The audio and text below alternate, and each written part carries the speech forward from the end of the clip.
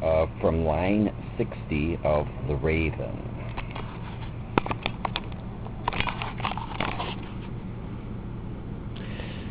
Startled at the stillness broken by reply so aptly spoken, doubtless said I, what it utters is its own stock and store, caught from some unhappy master whom unmerciful disaster followed fast and followed faster till his songs one burden bore, till the dirges of his hope that melancholy burden bore of never, never more.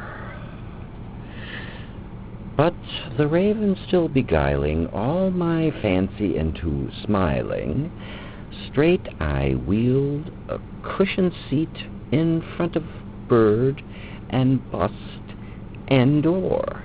Then upon the velvet sinking, I betook myself to linking fancy unto fancy, thinking what this ominous bird of yore, what this grim, ungainly, ghastly, gaunt, and ominous bird of yore meant in croaking nevermore.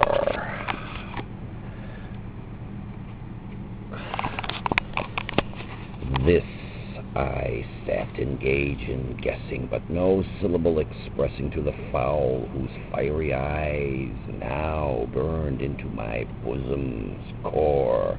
This and more I sat divining, with my head at ease reclining on the cushioned velvet lining that the lamplight gloated o'er, but whose velvet violet lining with the lamplight gloating o'er she shall pass,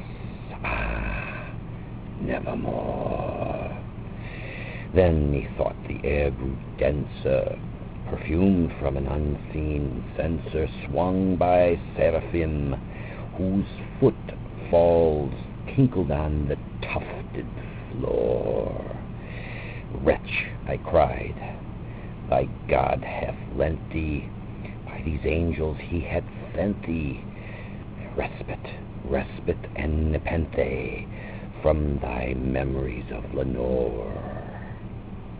Quaff, oh quaff this kind nepenthe and forget this lost Lenore. Quoth the raven, nevermore.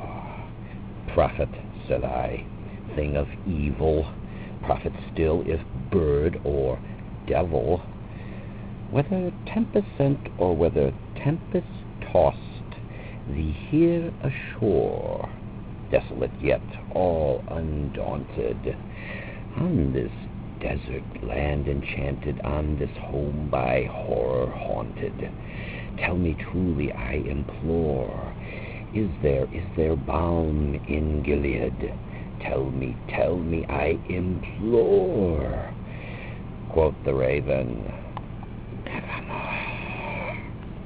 Prophet, said I, thing of evil, if bird or devil, by that heaven that bends above us, by that God we both adore, tell this soul, with sorrow laden, if within the distant Aiden it shall clasp a sainted maiden who the angels name Lenore.